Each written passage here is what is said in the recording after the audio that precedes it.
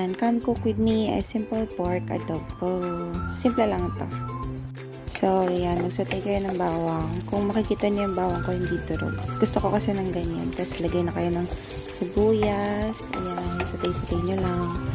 Tapos, pag nag-brown na, tsaka nilagay yung pork. Yung pork ko, nilaga ko naman para mabilis lang.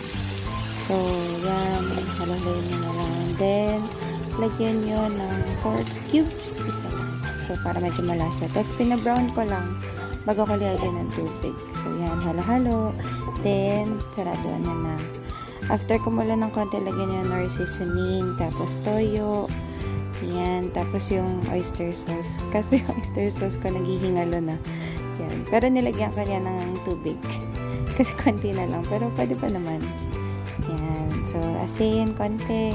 The taste. Tapos, lagyan ko ng paminta. Mas marami, mas